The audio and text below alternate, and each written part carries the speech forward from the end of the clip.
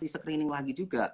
Bahkan ada juga saham-saham yang mungkin di luar analisa saya tiba-tiba ikut naik, wah saya juga ikut juga, kadang seperti itu. Jadi nggak selamanya saya juga teoritis banget, enggak. Saya juga melihat gejolak pasar juga ikut. Seperti itu. Oke, ini berarti udah terjawab ya pertanyaan dari Pak Albertus. Screeningnya gimana? Berarti di malam hari sebelumnya. Kemudian apakah pakai running trade? Pakai running trade juga ya berarti Mas Bekti, Iya, meskipun iya. ada saham-saham di luar yang watch list yang sudah ada, tapi kalau gerakannya menarik akan diperhatikan juga.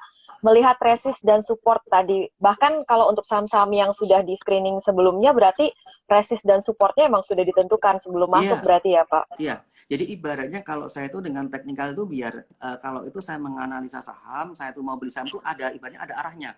Kita tidak asal-asalan aja kalau seperti itu. Jadi kan kalau dengan teknikal ini kan kita cuman saya pakai buat tolak ukur aja sih sebenarnya. Boleh, kalau boleh tanya? Boleh? Boleh, Boleh. silakan. Kalau Ko teknikalnya, Michael di sini jadi moderator. kalau teknikalnya Bapak biasa pakai time frame berapa Pak? Berapa menit gitu Pak? Kalau teknikal saya sih sebenarnya sederhana sih Pak ya. Saya paling pakai cuman scholastic slow, kemudian histogram, moving average. Ya cuman seperti itu aja, sederhana aja sih Pak. Saya seperti itu. Time frame singkat kali Pak ya? 5 menit, 1 menit kali ya? Iya benar. Saya tepat sekali Mas Pak. Jadi ketika mungkin misalnya nih kalau market book open gitu jam 9 gitu, mungkin sampai setengah 10 aja mungkin saya udah ada saham, udah ada 5 kali perpindahan saham juga bisa lebih gitu loh Pak. Jadi memang in out gitu. Dan saya memang sukanya itu strategi saya tiap sore saya selalu posisi cash. Jadi biar nanti malam harinya saya tidak kepikiran apa-apa ya, gitu. Benar. Lalu kalau boleh tanya lagi Pak, Bapak pakai VWAP nggak Pak ya? Apa? Bapak pakai VWAP nggak? Enggak ya? Enggak. Jadi bisa kira-kira kali ya? Ya, jadi saya benar-benar cuman sederhana aja sih Pak yang saya lakukan itu. Jadi kalau saya mengibaratkan tuh saya gini, kan ini fast trading ya. Jadi saya itu ibaratnya kalau pedagang, saya itu dagang ke pasar tradisional, saya itu cuman datang ke pasar, saya jualan di situ, saya untung, saya bungkus, saya pulang. Konsep saya seperti itu. Jadi mindset saya selalu kalau ditanya prinsipnya apa sih prinsipnya di pasar modal ya, yang jelas yang pertama untung, tetapi cari cuannya ini saya tentunya sudah perkirakan batasan-batasan cut loss karena berdasarkan pengalaman saya dari tahun-tahun sebelumnya memang kalau kita itu nggak disiplin cut loss justru ini akan membuat aset kita rontok. Bahkan saya itu sering dapat pertanyaan tuh dua hal. Yang pertama gini, Pak Bekti gimana sih bisa bantu nggak porto saya merah semua? Itu keluhan pertama. Ya saya jawab aja itu penyebabnya karena kamu nggak pernah disiplin yang namanya cut loss. Kamu nggak pernah punya target namanya cut loss untuk melindungi asetmu. Karena kalau saya berprinsip itu selalu gini Mbak, prinsip saya yang pertama di trading itu cari keuntungan, kemudian yang kedua prinsip saya keamanan aset saya itu lebih utama daripada mengejar profit. Kalau cuma mengejar profit, nih ada banyak 700 perusahaan lebih, kita bisa cari di esok hari. Tapi kalau justru kita beli saham, nggak kita batasin cut loss-nya, aset kita menurun, justru kita nanti malah untuk memulihkannya sangat sulit. Seperti itu sih, kurang lebih. Oke, buat teman-teman ini ada request bahwa kolom komentarnya ditutup saja biar tidak mengganggu. Jadi untuk yang ada pertanyaan silahkan ke Q&A ya, ke kolom question ya. Ko Michael kalau ada pertanyaan lagi monggo ya. Berarti boleh lagi ya? Boleh dong. Ini maaf banget loh Pak Bekti kalau enggak pengen jawab enggak apa-apa. Justru ini sesama trader yang nanya pasti akan lebih akut dan tajam gitu ya. Silakan kok. Pak Bekti pernah nggak? Berarti Pak Bekti kata tadinya bilang kalau sore itu biasanya clear posisi. Tapi kalau seandainya view Pak Bekti bullish banget, saya beli sore terus jual lagi pagi-pagi itu nggak pernah ya Pak ya? Gini Mas, dalam trading itu saya itu hampir jarang ya, saya bilang jarang ya. Memang ada kadang saya juga beli saya inapkan untuk besok harinya, tapi kalau dihitung secara temporarinya saya itu jarang sekali, selalu bersih kecuali biasanya saham-saham yang auto reject atas. Nah, biasanya kalau saham-saham auto reject atas saya juga sering dapat profit dari situ, esok harinya pun dia masih melanjutkan kenaikan. Tapi walaupun auto reject atas kan juga nggak selamanya bagus ya, esok harinya juga ada bisa aja turun. Tiba turun ya kan ya, itu yang pertama. Kemudian untuk yang kedua, saya itu juga kalau melihat berita-berita itu mungkin kalau untuk menginapkan saham untuk dijual esok harinya biasanya cari saham yang dia biasanya masuk corporate action. Misalnya nih, oh ini mau stock split atau bagi dividen, dia biasanya jalan beberapa hari sebelumnya dia sudah menunjukkan tanda-tanda uptrend. Mau naik. Nah ini kadang juga saya hold dulu beberapa, tapi jarang sekali saya. Berarti lebih sering jual kali Pak ya kalau di Iya, di bersih. 25 jam Ya, 25 ibaratnya one day jual trading, biasanya. one day trading. Oke. Oke. Pak, mohon maaf ya kalau pertanyaan saya cupu ya, nggak sekeren Ko Michael. Nggak apa-apa, nggak Tapi apa-apa, Mbak. buka lapaknya ini dalam satu hari berapa lama dan emang ada jam-jam tertentu nggak yang emang asik banget buat fast trading gitu? Nggak. Jadi gini Mbak, saya tuh sama aja Mbak. Saya memang saat ini kan saya full time trader, tetapi kadang saya itu gini menafsirkannya. Ketika market itu buka, saya biasanya rutin mantau itu dari jam 9 mungkin sampai jam 10-11 itu. Tetapi kalau biasanya sudah saya nggak cocok dengan kondisi market saat itu, ya sudah saya tinggalkan. Saya cari kesibukan lain. Seperti itu. Untuk melindungi, menjaga psikologis tradingnya Mbak. Jadi karena saya sendiri walaupun sudah bertahun-tahun, kadang nih nggak selamanya yang namanya manusia kadang tergoda untuk beli. Terlalu sering melihat running trade itu juga menurut saya juga nggak bagus juga sih ya. Jadi kalau ketika market menurut saya kok nggak cocok, daripada nanti saya cuman cut loss terus, ya sudah saya hindari market, saya jalan-jalan atau kemana gitu. Market yang nggak cocok tuh kayak gimana Pak? Contohnya yang dimana Mas Bekti kayaknya oke, udah deh cari kegiatan lain dulu deh, nggak Oke. usah saham dulu deh hari ini gitu. Ya, jadi biasanya kalau saya melihatnya gini Mbak, contoh aja nih ya Mbak ya, yang faktanya aja.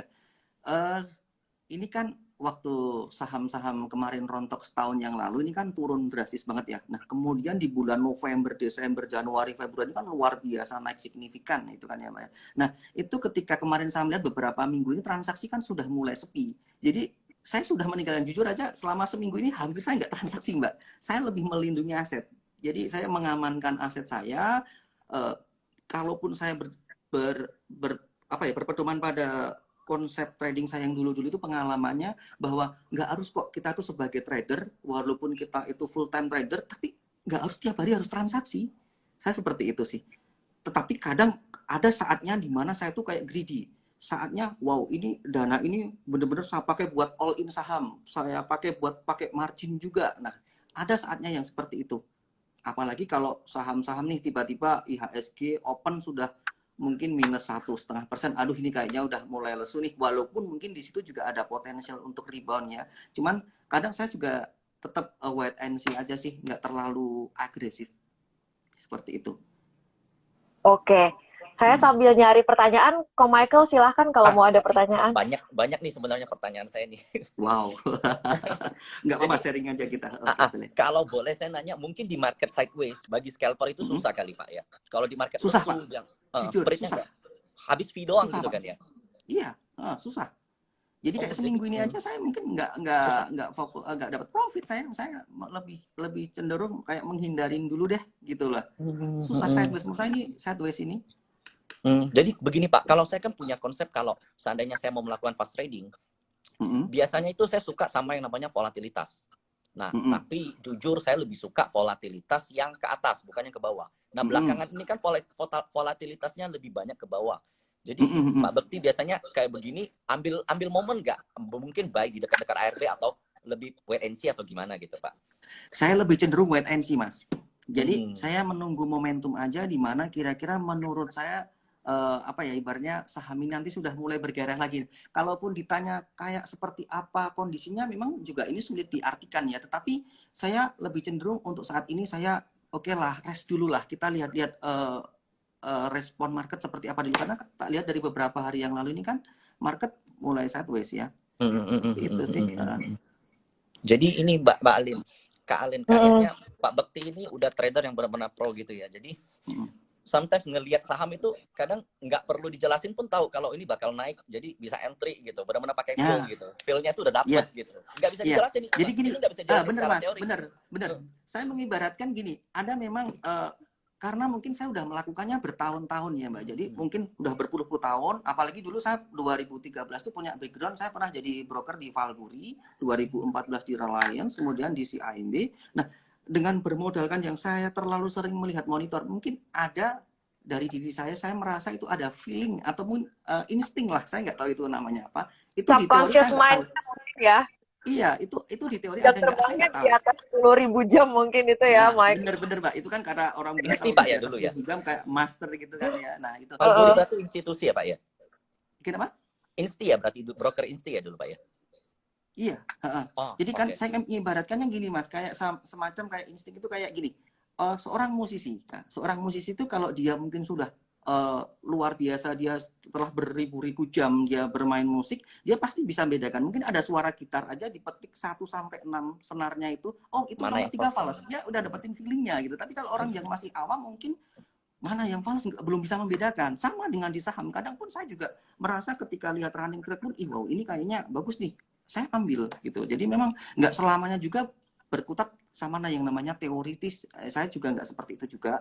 Ada saham-saham di mana, wow ini kayaknya rame, saya ikut lah. Istilahnya mungkin nyopet saham atau apa saya nggak tahu. Tapi saya beli saham, wow ternyata naik 1%, 2%, 3% naik, saya jual.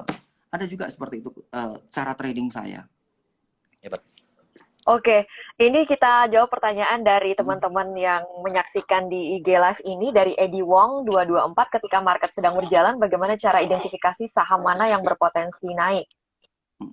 Nah, jadi ini memang mirip yang barusan saya katakan tadi ya Mbak ya. Ketika market Iya. itu berjalan, ada saham-saham yang memang mungkin di otak saya itu sudah terlalu lama familiar dengan ticker-ticker saham. Jadi saya memang favoritnya ketika trader fast trading ini, pilihan saham saya itu saham-saham yang receh Mbak. Saham-saham yang istilahnya gorengan gitulah. Nah, ketika saham itu naik mungkin sudah 3%, 5%, biasanya saya mencoba melirik. Wah, ini kayaknya ada potensial mau naik nih. Saya ikut. Tetapi yang selalu saya tekankan dalam diri saya, ketika saya ikut itu nggak selamanya juga saya itu pasti profit. Ada saatnya, wah ternyata kok saya ikut masuk, kok malah justru turun, ya saya harus ikut cut loss. Nah, jadi ada, tetap saya batasi yang namanya kedisiplinan. Memang saya tuh kalau diakumulasi cut loss profit banyak. Cuman secara temporary bulanan atau mungkin tahunan membukukan profit. Lebih banyak profitnya sih. Pak Bekti punya Iya. syarat likuiditas nggak Pak? Kenapa? Pak Bekti punya ini nggak? Punya SOP likuiditas nggak? Jadi contohnya satu papan itu minimal berapa ratus juta atau berapa miliar baru Bapak bisa entry. Bapak sesuaikan porsinya gimana Pak? Ya, saya biasanya menyesuaikan dengan kondisi volumenya, Mas. Jadi kalau misalnya nih ada saham tertentu nih, dia volumenya cuma mungkin lotnya itu ya, mungkin cuma 10.000, 20.000 atau berapa, itu saya juga harus kalau ngambil ngimbangin. Tetapi kalau biasanya berapa Pak? Kenapa? Maksimalnya berapa waktu ngimbangin? Ada ininya nggak? Ada Mas. Biasanya saya gini, jadi saya ukur aja sih, karena kan saya itu trading itu saya pasti selalu saya batasin ya. Paling biasanya saya cuman kalau saham-saham yang receh gorengan itu kisaran 200 sampai 500 juta aja sih. Jadi nggak terlalu nggak terlalu over, jangan sampai beli terlalu banyak nanti justru susah jualnya ya kan, misalnya gitu kan. Seperti itu. Mas Bekti satu posisi apa maksudnya entry di beberapa level harga? Harus level beberapa harga Mbak. Jadi memang karena kan saya nggak bisa paling nggak bisa itu ketika membeli saham itu cuma satu harga atau nggak bisa, karena kadang saya harus seringnya ngabisin beberapa step harga. Itu juga nanti pun saya juga kadang kalau punya dana yang lebih saya pakai buat istilahnya ngisi di bitnya biar seolah-olah itu wah tebel ini. Penuh. Waduh. Iya. Pengisi bit ini. Kalau jual juga pasti bertahap kan Pak ya? Iya bertahap Mas, karena kalau sekali jual dengan posisi yang gede, turun gitu kan? pasar langsung direspon. Iya. Oke, ini ada pertanyaan dari teman di Instagram dari Gunadi. Saham yang ditradingkan apakah ada batasan harga, misalnya harus yang di atas Rp100 per lembar? Enggak Mbak, jadi bagi saya itu semua saham bagus. Ini prinsip saya ya. Prinsip saya bagi saya itu semua saham bagus, di mana tujuan saya trading itu yang penting cuan. Nah, saya itu juga memborong saham-saham tuh bukan hanya saham, Warren juga iya, kemudian yang saham-saham yang 50 perak, saham-saham yang tidur iya. Yang belum lama ini saya pernah nyoba itu saham Yellow Integra itu ya. Itu ada berita right issue, itu kemudian dari harga 50 sampai arah saya borong sendiri. Dan waktu itu saya hari pertama itu saya lihat top bayarnya YP. Waktu itu kan saya pakai Mire ya. Jadi lihat wah ini jumlah lot sekian, ini cuma saya sendiri yang beli gitu kan. Alhasil esoknya naik-naik saya tinggal jualan. Jadi kalau ditanya harga, batasan harga berapa itu, saya sebenarnya semua harga bagi saya beli.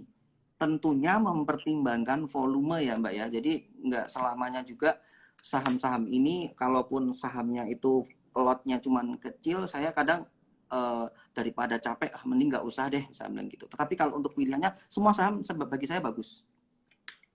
Cuman yang penting disiplin ya Mbak ya, karena tentunya dengan saham-saham yang receh, saham-saham yang receh ini kan itu apa ya, potensial rugi atau mungkin resikonya kan lebih gede. Jadi kita benar-benar lebih harus disiplin. Bahkan saya itu kan menerapkan, pernah saya ada kasus gini. Waktu itu saya beli saham Smart Friend ya Mbak ya. Saya sudah menetapkan target. Ketika saham itu turun 2% atau 3%, itu saya jual.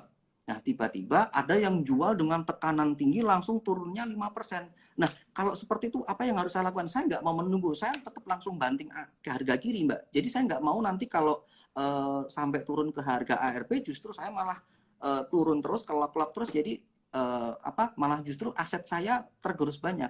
Mendingan saya saat itu rugi 6%, 7%, tapi saya masih bisa cari di hari yang lain. Seperti RF, itu. Pak. Wah, ini benar-benar berarti tanpa perasaan ya, Mas Bekti. Iya, Mbak. Jadi saya benar-benar trade like a machine.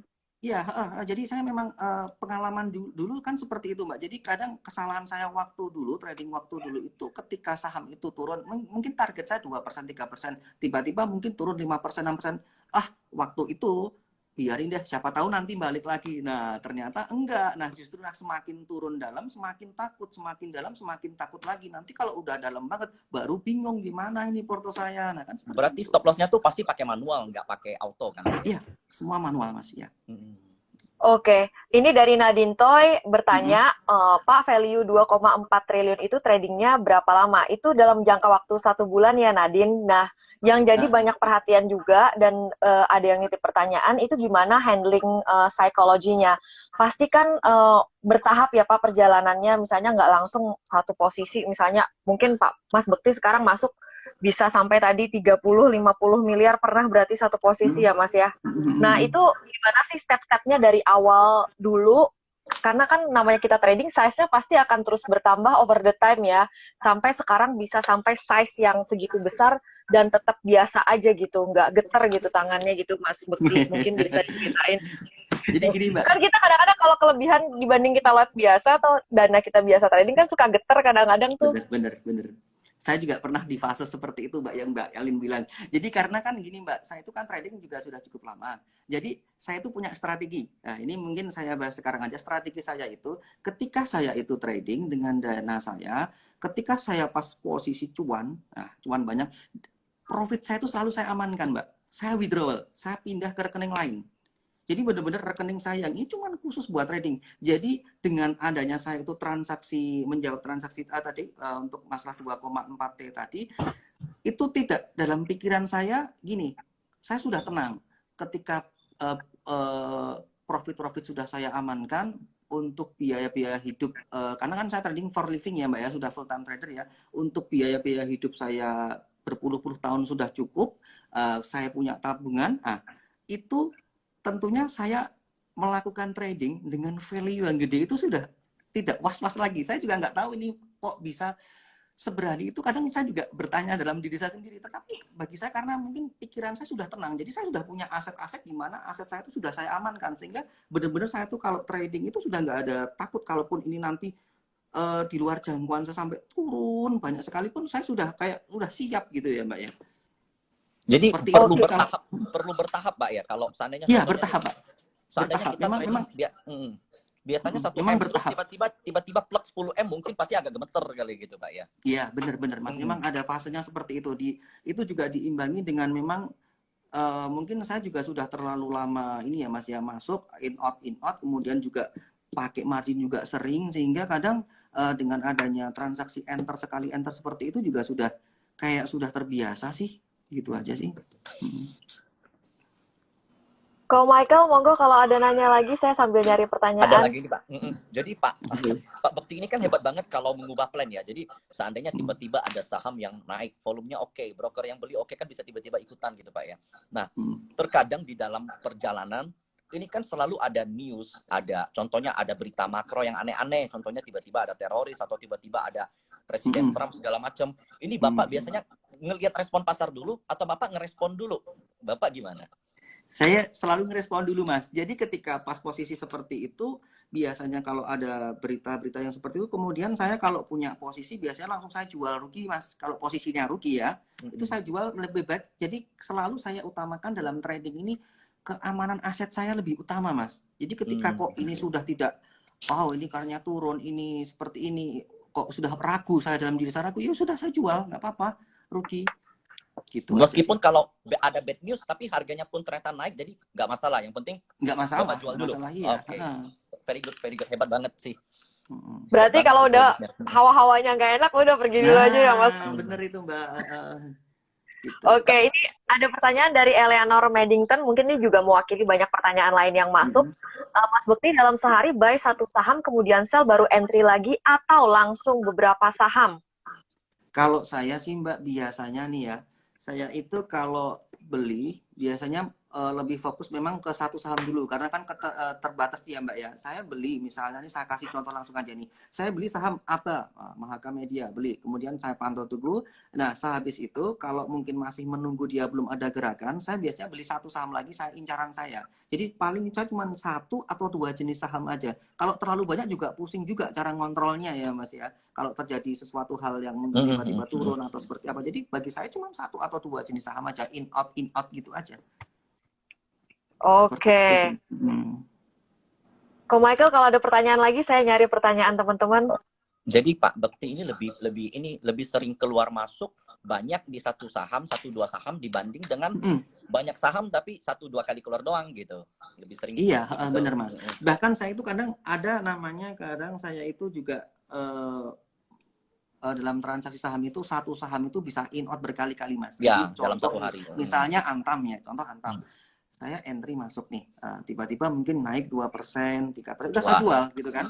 Turun lagi, beli lagi. Kok naik lagi nih, wow ini gimana nih, kayak ngejar kereta yang ketinggalan nih, gimana nih. Oke, saya kalau mungkin waktu itu merasa yakin, saya masuk, tapi kok ternyata tidak sesuai harapan, ya saya harus jual BEP. Kalaupun nanti naik lagi masuk, ya saya kalau mau naik 1%, 2%, saya jual lagi. Jadi kayak saya ngikutin harganya gitu sih, Mas.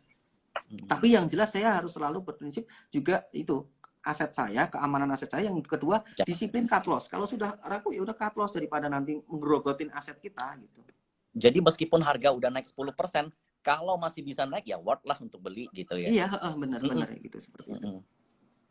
Oke, ini ada pertanyaan dari Gary Tanto, misalnya Mas sudah berprofit dijual setengah dulu atau langsung all out?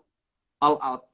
Jadi memang saya itu kan seperti yang tak bilang di depan tadi, Mbak. Jadi kan saya tuh seringnya kalau sore itu kan selalu saya kosongkan porto saya. Jadi memang benar-benar ketika saya itu membeli saham, seperti teori saya tadi itu ya, saya beli, kalaupun sudah profit, saya all out kan. Pokoknya sore kalau bisa nggak usah nginepin saham deh gitu. Saya selalu berprinsip gitu. Oke, ini ada pertanyaan dari Ada Van Cuan, tapi sebenarnya udah disinggung-singgung sedikit lagi. Mungkin kalau ada yang dielaborasi boleh ya, Mas Bekti. Mas Bekti biasanya milih saham harian lihat value, bid over tebal dulu, atau emang udah ada gacoan? Ya itu kan sama pertanyaan yang di atas tadi ya, Mbak ya. Jadi memang saya sebenarnya juga udah ada pilihan. Cuman kalaupun selama market berjalan, itu kalau ternyata ada saham-saham yang menurut saya itu bagus, ya sudah saya juga ikut-ikutan beli gitu, seperti itu. Ini ada yang nanya VVIP dari tadi, Pak Bekti apakah buka member? Nah ini, kemarin saya juga sempat gini, Mbak. Ini saya menyebutnya Mbak Alin Efek nih. Jadi semenjak Mbak Alin itu ngiklanin saya, ini banyak sekali yang follow saya, Mbak. Bahkan yang DM saya, Pak Bekti buka kelas enggak? Saya bilang, enggak, saya bilang gitu kan. Jadi memang saat ini saya enggak buka kelas apapun. Jadi memang tujuan saya itu gini, Mbak. Saya sebagai seorang trader itu berprinsip, saya ini masih muda, gimana caranya saya itu bisa mencari profit sebanyak-banyaknya dari bursa, di mana itu akan saya gunakan besok buat membeli saham untuk investasi jangka panjang, di mana saya bisa mendapatkan dividen for life. Jadi saya itu hidup dari dividen gitu. Jadi memang saya pakai buat passive income nanti di usia tua. Itu tujuan utama saya. Jadi kalau ditanya untuk masalah member, sebenarnya saat ini saya nggak tahu ya, Mbak, ke depannya. Cuman saat ini saya enggak dan belum punya member. Jadi saya memang belum berkeinginan juga, karena saya lebih suka yang namanya ketentraman dan kedamaian, Mbak. Main bersama keluarga, trading, cuman gitu aja sih. Tetapi bukan berarti saya pelit ilmu ya. Saya bukan berarti saya pelit ilmu. Jadi mungkin bagi teman-teman yang mungkin sekedar mau sharing, nanya-nanya, bisalah DM saya, nanti mungkin saya jawab seperti itu. Oke. mungkin nanti kolaborasi dengan Michael Yoh ya, saya bisa Nah, jadi panitia boleh ya. bikin Masya kelas Allah. fast trading. Pengen banget sih ngelihatnya, jujur pengen banget ngelihat Pak Bekti. Live trade-nya kayak gimana ya Michael gitu ya. Ya, Tapi ya. kalau diikutin ya nggak bisa lah. Kalau semuanya ngikutin Pak Bekti ya harganya Iya, juga, iya. market juga rusak jadinya. Bener Pak, bener, saya benarkan juga karena memang seseorang tuh pasti dalam trading tuh dia punya namanya style trading. Jadi mungkin tradingnya saya, tradingnya Pak Michael itu pasti juga berbeda karakteristiknya. Bahkan yang saya utarakan ini belum tentu kalau diterapkan orang lain cocok. Saya nggak siap dengan mental seperti itu. Saya bukan tipe orang risk taker, jadi saya nggak berani seperti itu. Ada memang seperti itu. Jadi kita juga nggak bisa memaksakan. Tapi di sini kan saya men-sharingkan seperti inilah cara trading saya.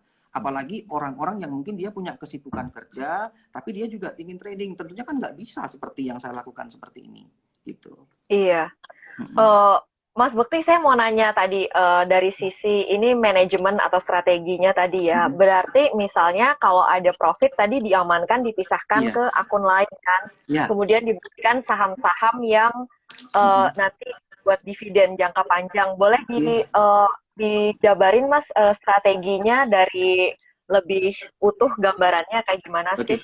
Jadi kalau strategi dari sisi money management ya, dan juga berarti pension planning dan dana pendidikan anak nih, holistik berarti nih. Iya, jadi gini Mbak, saya itu kan trading ini full bercerita ya. Jadi saya itu trading kan sudah cukup lama, sudah merasakan manisnya pasar modal ya. Jadi sudah cukup merasakan manisnya pasar modal. Profit itu selalu saya amankan Mbak. Saya review biasanya setiap 1 bulan, 2 bulan atau berapa itu kalau profit lumayan selalu saya tarik.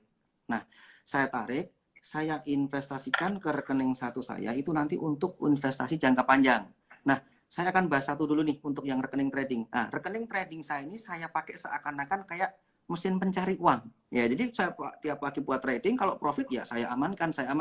Karena kenapa kok sih diamankan? Karena ini salah satu cara saya untuk apa ya Mbak ya, mengontrol ataupun melawan emosional trading saya. Karena kadang kan seseorang kan ketika ada duit banyak nih, wah ini pengen beli nih, pengen enter semua all dana misalnya gitu kan.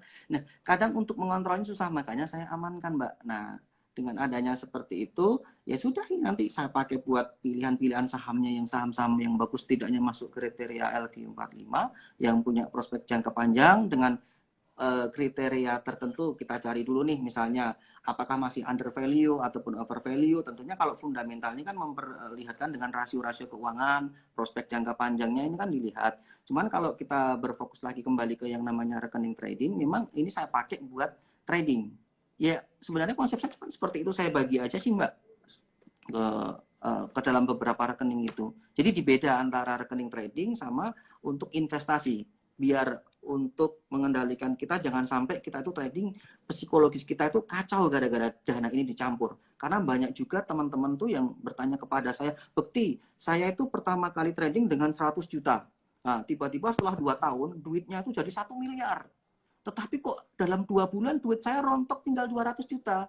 Nah, saya tanyakan kembali ke dia, kalau kamu gitu nggak bisa melawan psikologi tradingmu, kamu withdraw, kamu amankan. Tetapi kalau saya withdraw, itu nanti kan saya kayak mengulang dari nol, sayang sekali dong. Nah, daripada kamu seperti itu, mendingan kan kamu kamu take profit, amankan dulu profitmu, kamu mulai dari nol nggak apa-apa, masih panjang kok ini. Saya seperti itu.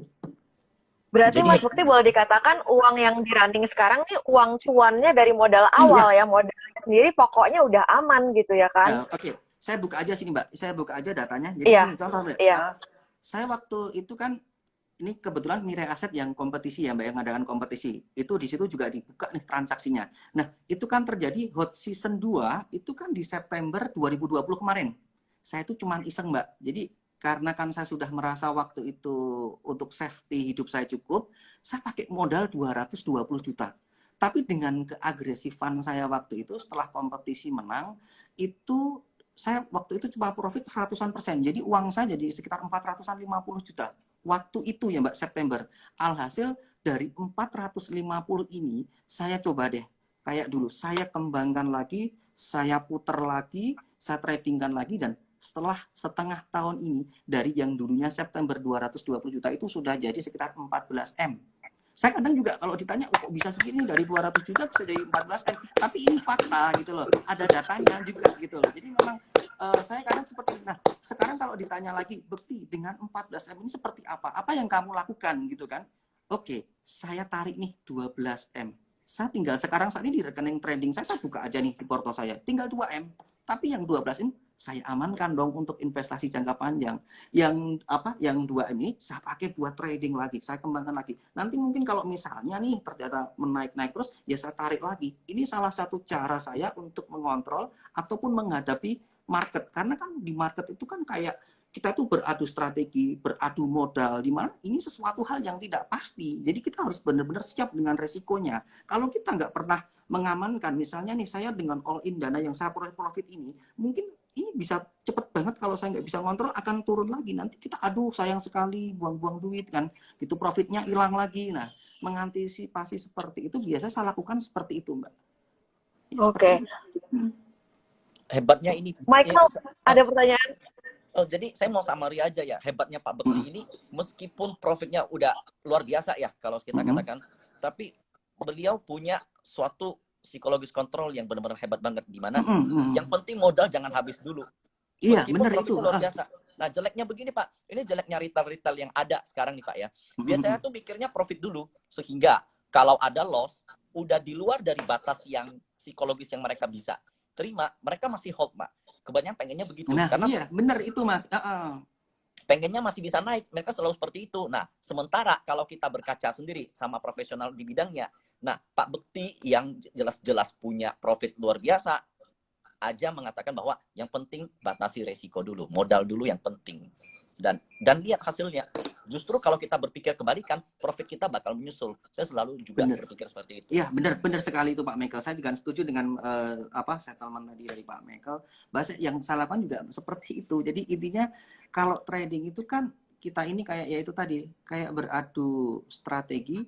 Tapi di sini yang memang susah, kesalahan kebanyakan saya menyebutnya kesalahan banyak trader-trader itu kebanyakan dia itu masalah psikologi trading. Kadang mengontrolnya ini loh, yang ini yang paling benar-benar kayak penyakit yang kronis bangetnya tuh di sini. Dia nggak konsisten terhadap dirinya sendiri, nggak disiplin gitu loh. Intinya seperti itu aja sih. Kalaupun mungkin masalah teknikal atau apa itu teori itu mungkin udah pada pinter ya semuanya ya. Tetapi kalau untuk masalah psikologis memang kita harus punya strategi sendiri di mana kita harus kontrol nih karakteristik dan mental kita ini. Apalagi kita juga di sini kan juga kayak aku nih orang yang berani ambil resiko. Nah itu kan nggak semua orang juga tipe risk taker juga kan ya. Nah seperti itu.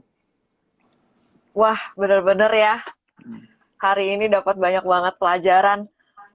Ya. Pak Bekti, saya mau minta tanggapannya atau pesannya. Kan pasti nggak 1-2, pasti semua orang ngalamin tuh mulai trading. Bangun modal dari awal, kemudian jatuh, terhempas, bangun lagi, awal modal lagi, terhempas lagi. Bener. Kayak gimana sih biar kita tuh istilahnya sampai ke level yang kita tuh bisa survive di market, tapi mental kita tuh nggak down gitu loh, Pak Bekti. Yang jadi jangan sampai ini ya, gitu ya, kayak gimana ya. Kan maksudnya habis modal tuh kan bukan cuma 1-2 orang yang ngalamin ya, tapi kan hanya segelintir orang yang akhirnya sukses, benar-benar sukses trading gitu loh. Mungkin pesannya Pak Bekti.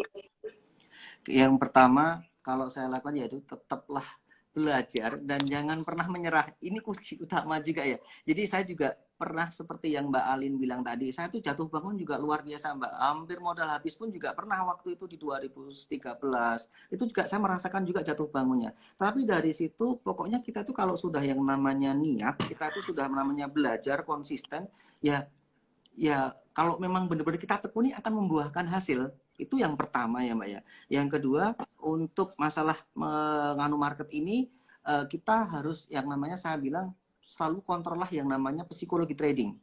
Itu sangat apa ya Mbak ya, menurut saya ini controller yang memang menentukan keberhasilan tidaknya di pasar modal, trading saham, saya bilang seperti itu. Karena apa? Kalau kita itu nggak bisa mengontrol yang namanya emosional kita dalam trading, kita pasti juga nggak bisa mengontrol yang namanya keuangan kita. Jadi benar-benar kita tuh harus disiplin lah.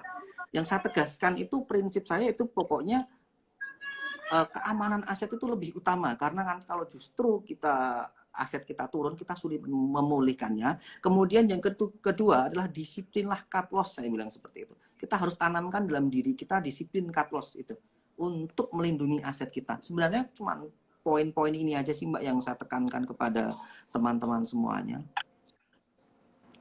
Oke, Michael mau ada pertanyaan atau kita mau jawab pertanyaan di kolom question? Jawab pertanyaan aja kali ya.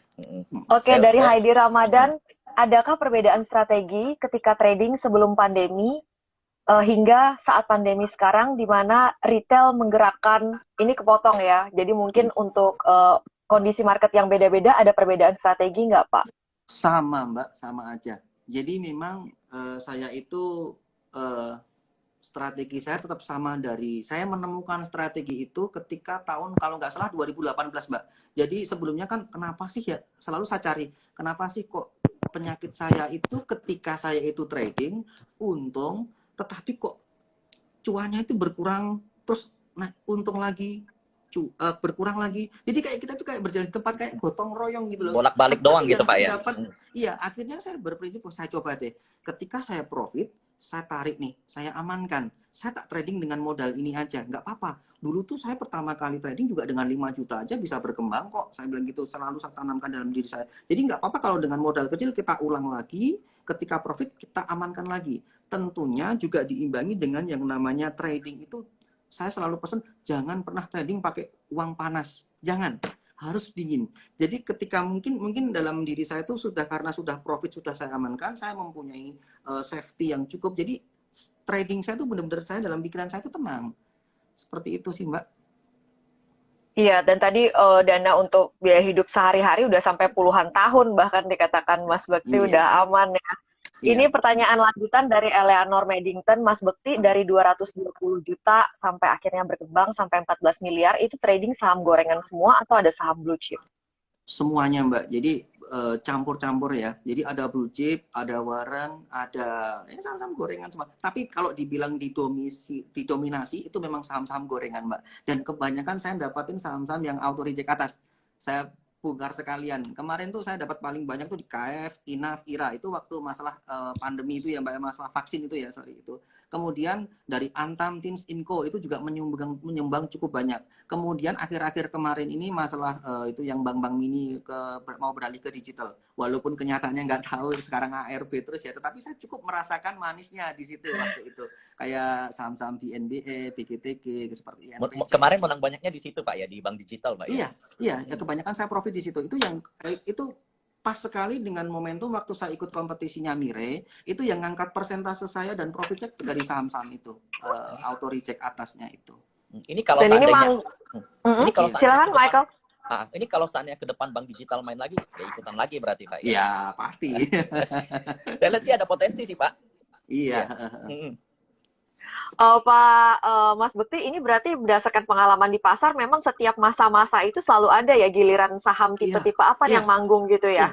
Kalau saya pernah dikasih tahu teman saya dulu ya, waktu kerja di sekuritas, saham itu ibarat kayak musim buah.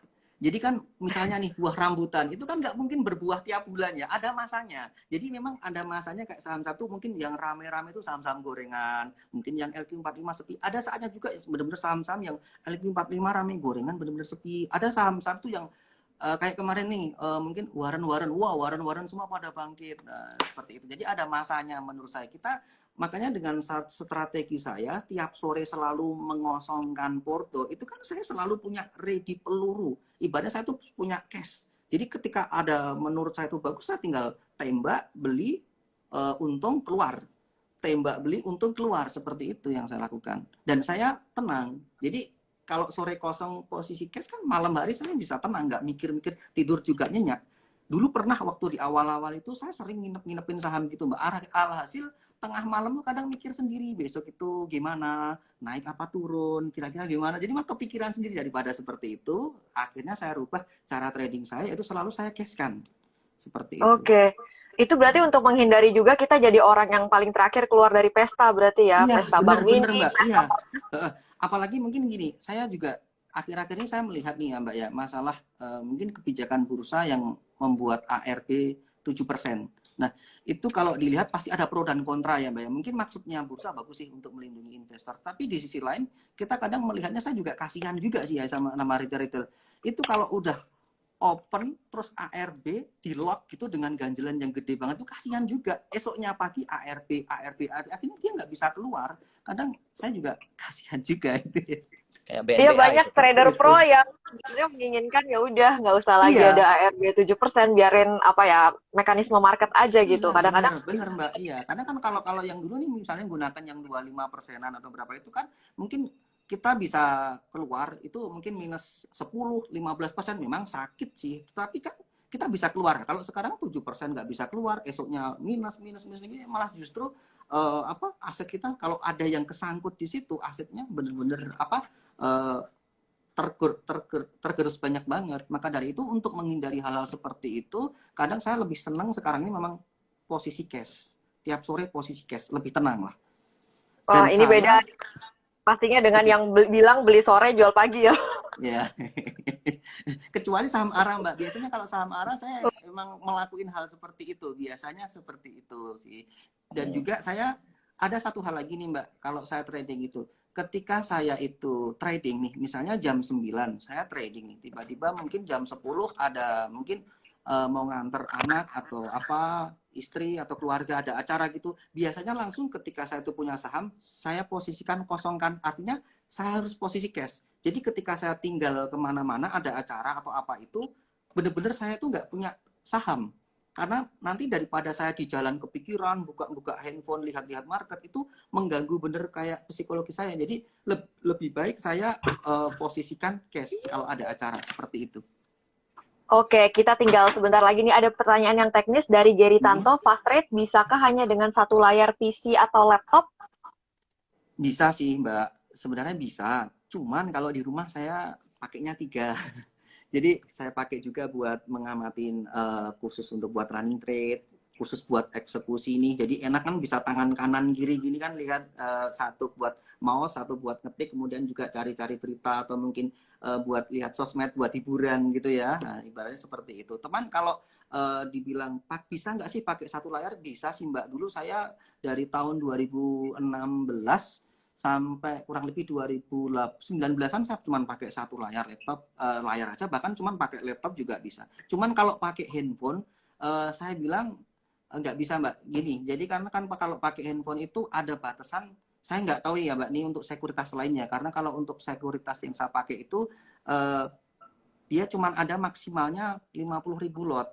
Nah, ketika kalau saya mau beli jumlah tinggi, kita harus ngulang 2 kali gitu ngetik. Tapi kalau pakai laptop bisa sekali enter, mau berapa ratus ribu lot, mau jutaan lot juga nggak apa-apa. Seperti itu.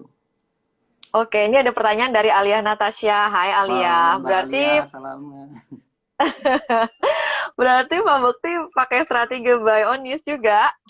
Iya Mbak, saya juga pakai strategi news. Jadi contohnya aja yang saya bilang tadi kayak Yellow Integra itu Mbak. Kemarin pengalaman mungkin di bulan sekitar awal Maret ya. Itu kan pagi-pagi saya tuh pasti rutin. Tiap malam itu cari-cari berita, tiap pagi itu sebelum market buka saya cari berita apa sih yang menurut pagi ini bagus. Biasanya mungkin laporan keuangannya, labanya, atau mungkin ini mau stock split, ini mau dividen, atau mungkin mau right issue. Nah, kemarin itu saya ambil contoh aja yang Yellow Integra itu mau right issue kan. Begitu saya tahu kok harganya cuma murah banget, ini pasti harus cepet-cepet ngambil nih. Kalau nggak cepet-cepet ngambil nanti, nanti aku nggak kebagian gitu kan. Nah, dari news itu saya bisa borong banyak, kemudian ya alhasil hari kedua, hari ketiga auto reject atas, tinggal saya jualan gitu. Wow, tadi ada yang nanya, Mas Bekti ini bandar. Jangan tersinggung ya Mas, kalau bandar dalam artian apakah big money, ya mungkin iya ya, sekali Mas Bekti Ya, masuk sahamnya gerak gitu ya. ya memang saya juga kalau dibilang iya ya gimana, kalau dibilang enggak ya gimana, juga bingung juga sih. Jadi gini Mbak, memang benar sih, saya pernah Apakah coba. menggerakkan harga saham seperti itu? Gitu aja deh. Kalau dibilang ya, saya pernah Mbak, dan pernah berhasil juga, jadi lumayan juga sih ya Mbak ya hasilnya juga ya. Jadi saya pernah waktu itu saham-saham gorengan saya makan sendiri. Jadi saham Warren pun pernah saya akumulasin dulu, pelan-pelan akumulasin. Ketika saya sudah mencukupi punya saham-saham itu sudah cukup lot, saya rasa cukup untuk ukuran saya, baru saya beli lagi beli lagi. Tentunya itu sudah akan menimbulkan gejolak pasar nih. Di saat itu saya akan menggunakan uang saya untuk setelah eksekusi, saya harus bid saya itu saya tebalkan dulu seolah-olah biar tebel nih. Wah, kirinya tebel, seolah-olah permintaan lebih banyak. Mereka mungkin pada beli, ya saya pelan-pelan jual. Jadi ya kadang mohon maaf nih. Seperti itu. Mungkin kalau boleh nanya Mas Bekti, berarti kenapa? karakter Mas itu lebih cocok di saham-saham yang istilahnya volatile dan lebih ke second liner atau third liner lah, Pak. Ya, Gitu benar. lah, Pak ya. Iya, iya Mas. Saya jujur aja. Saya jujur belah-belahan juga. Gini, saya nggak jago di saham-saham LQ45. Kalau trading nggak bisa.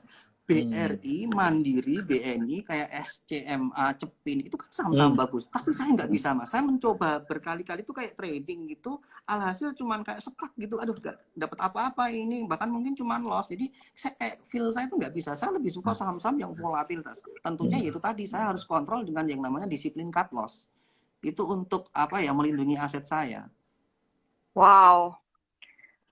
Nah, ini kita sudah sebentar lagi jam 6 ya, pertanyaan masih banyak, sisa 3 menit lagi. Ada pertanyaan dari Jane Felicia W, tanya Pak, strategi fast trading saat market sideways seperti ini gimana Pak?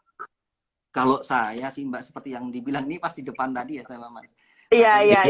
Liburan katanya, liburan. Wait and see ya Mbak, saya wait and see. Jadi mungkin sama kayak ini, mungkin besok Senin ini dan kedepannya saya juga masih wait and see dulu. Kalaupun ya saya pengen masuk, tentunya saya menggunakan lot yang kecil dulu. Jadi ibaratnya saya nggak over trading lah ibaratnya gitu. Jadi benar-benar saya menunggu wait and see dulu sampai nanti mungkin market ya kayak kondisif. Tapi mungkin menurut saya pribadi memang ini kan sudah kemarin sudah di bawah 6.000 ya IHSG ya, seperti di bawah 6.000. Jadi menurut saya ini ya saya harus hati-hati dah ini dah, mungkin siapa tahu masih ada penurunan, apalagi sering ada istilahnya itu, kalau mungkin pernah dengar itu sell on May and go away. Nah itu kan biasanya kan saham-saham di bulan Mei memang lebih cenderung banyak rontoknya, mungkin akan ramai lagi nanti di bulan Oktober, September, Oktober, November itu saham-saham mulai ramai lagi. Jadi untuk melindungi aset saya selalu posisi cash dan masih wait and see dulu. Kalaupun saya masuk dengan lot yang kecil dulu aja sih gitu. Oke, lot kecilnya Mas Bekti gede juga ya buat kita retail-retail. Ya. Oke, ini sebagai pertanyaan penutup, Ko Michael Yo dan Pak Bekti, please mention satu buku yang paling insightful untuk trading. Kalau untuk buku sih semuanya bagus ya Mbak ya. Jadi kalau yang berbau saham menurut saya bagus, saya tuh baca ya punyanya Elon Musk, punyanya Warren Buffett, Benjamin Graham. Kemudian saya juga baca bukunya Robert Kiyosaki ya tentang cash flow quadrant, itu juga bagus itu, beneran itu membuka mindset kita di mana kita itu harus apa sih tujuan kita itu bekerja, di mana kita tuh harus fokuslah pada yang namanya passive income. Karena ada settlement dari Warren Buffett, kalau kamu nggak bisa cari uang dengan cara tidur, kamu seumur hidup akan dipaksa untuk cari uang. Nah, seperti itu yang menginspirasi saya, di mana saya tuh gimana caranya saya tuh harus trading, dan gimana trading ini bukan hanya sekedar trading, tapi kita bisa mengamankan aset saya simpan aset saya itu untuk passive income nanti. Seperti itu. Ini rupanya dua-duanya ini pembaca buku Ellen May ya. Ya. Kebetulan Mbak, kebetulan itu kan Ellen May itu kan temennya saya juga. Jadi saya kenal sih juga sama si ini Ellen May kan brokernya itu kan juga teman saya kerja dulu, jadi kenal juga sih. Iya, kok Michael. Ya, jadi karena Pak Bekti juga banyak ngomong tentang psikologis, jadi kalau saya mau kasih ini beberapa buku psikologis tentang saham yang perlu saya sampaikan adalah buku Jesse Livermore. Itu saya suka banget. Ini ya benar. Saya lupa itu Jesse Livermore itu juga iya, sama siapa itu saya lupa itu. Ya ini Jesse Livermore saya juga pernah dengar sih Mas, itu baca-baca sedikit, ini tapi bukunya belum selesai. Iya. Lalu satu lagi tuh saya suka itu Darpas. Jadi, saya belum pernah itu. Kalau yang masuk Mas ini kali, Mark Minervini kali atau O'Neill. Saya belum pernah yang itu semua, belum pernah Mas. Saya cuma Jesse Livermore itu aja sih.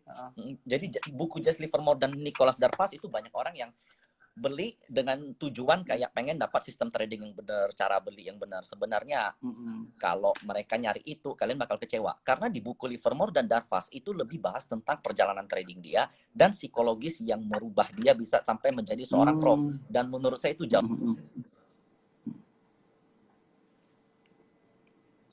Nih, belum tentu semua bisa ngikutin gaya tradingnya Pak Bekti. Belum tentu semua orang bisa ngikutin saya, belum tentu bisa ngikutin yang lain. Jadi style trading setiap orang itu tergantung masalah psikologis masing-masing. Contohnya begini, saya kalau dikasih 1 miliar, besok saya disuruh trading 100 miliar, saya bakal bingung. Gimana cara belinya? Biasa saya beli 3 papan doang selesai, ini mesti bagi 5-6 papan, itu pasti psikologis berubah-berubah. Jadi dibandingkan dengan kalian Iya, cari teknik yang paling bener sekali, Mas. Jadi dibanding dengan cari teknik yang paling benar, cari buku yang dimana beli jual atau sekedar copy trade, lebih baik perbaiki psikologis pelan-pelan sehingga temukan style yang terbaik untuk kamu gitu. Iya, benar itu, Mas. Wah, saya setuju banget dengan pernyataan Michael. Makasih banyak ya, memberi semangat banget nih buat teman-teman yang mungkin saat ini masih belajar dan masih terus mencari-cari pola, mencari-cari gaya trading yang paling oke. Semoga kita semua bisa profit konsisten ya. Semuanya, thank you sudah terima kasih meluangkan waktu untuk kita semua di sini. I really appreciate it, Mas Bekti Sutikna dan juga Ko Michael Yo. Thank you. Terima kasih. Semuanya. Ya, bye.